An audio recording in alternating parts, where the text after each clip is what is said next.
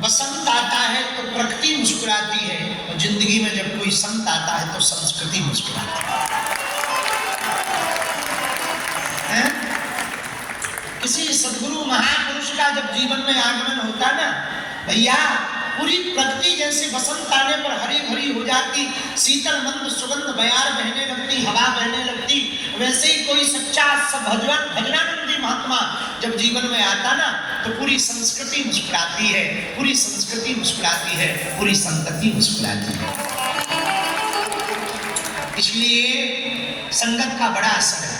कुछ महाराज जी जैसे काशी से आए तो आते ही सबसे पहले क्या बढ़िया बोले, वेदोच्चारण मंत्र किया।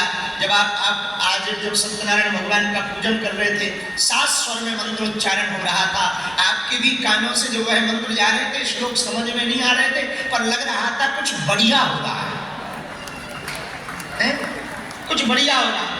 अब समझ जरूर नहीं आया, पर लेकिन लग क्या रहा था, कुछ बहुत बढ़िया हो रहा है, अच्छा लग रहा है, बहुत बढ़िया हो रहा है, बहुत अच्छा लग रहा है। कोई बहुत अच्छी बात कही जा रही, समझ में नहीं आ रही है, समझ में नहीं आए। और एक बात कहें, भाषा महत्वपूर्ण नहीं है, भाव बहुत महत्वपूर्ण है। भगवान भाषा के भूखे नहीं, भाव के भूखे हैं। भाषा के भूखे यदि भगवान होते ना तो चाइनीज वालों की कभी प्रार्थना स्वीकार नहीं।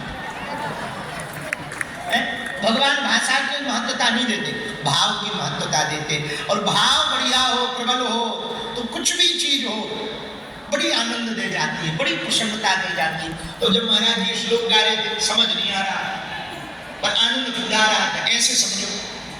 कुछ लोग कहते महाराज हम कथा में जाते, गुरु चरण शरण में जाते, हमारा कथा में मन नहीं लगता, हमारा मन भटकता रहता है, मन नहीं लगता। अरे भाई, तुम रेलगाड़ी में बैठते हो, रेलगाड़ी वाला ड्राइवर कभी तुमसे पूछता थोड़ी है कि तुम्हारा मन लग रहा है तो चले, ना लग रहा हो तो बैठो। मन लगे या ना लगे, रेलगाड़ी पर बैठने के बाद मंजिल पर पहुंचना जिस प्रकार तय है, उसी प्रकार परमात्मा की चरण शरण में आने के बाद आपका मन लगे या ना लगे, पर यदि बैठ गए तो निश्चित है भक्ति के द्वार पर तो तुम पहुंच ही जाओगे। और भक्ति के द्वार पर पहुंच जाओगे तो वही भक्ति का साधन आपको परमात्मा के द्वार तक पहुंचा देगा। तो जीवन में संत के आने से, सदगुरु के आने से, कोई अच्छे सदगुणी व्यक्ति के जीवन में आने से जीवन पूर्ण रूप से परिवर्तित हो जाता। तुम 4-5 दिन बीड़ी पीने वालों के साथ बैठ जाओ, 2-3 दिन तो तुम्हें धुआं लगेगा, तीसरे दिन धुआं में इतना आनंद आएगा, आहा। तो धीरे से कहोगे एक टुकड़िया दो और पी लोगे। पहले तुम टुकड़िया पियोगे तो पूरा बंडल ही जेब में डाल के धरोगे। गुटखा खिलाने वाले क्या करते हैं, हमारे एक मित्र हैं, गुटखा खाते हैं खूब, वो कहते पहले मोटो मोटो खा लो। जब शुरुआत में गुटखा खिलाना पहले मोटो मोटो खा, जो मोटा मोटा होता ना बड़ी वाली सुपारी, उसको मोटो मोटो, ये मोटो मोटो खा।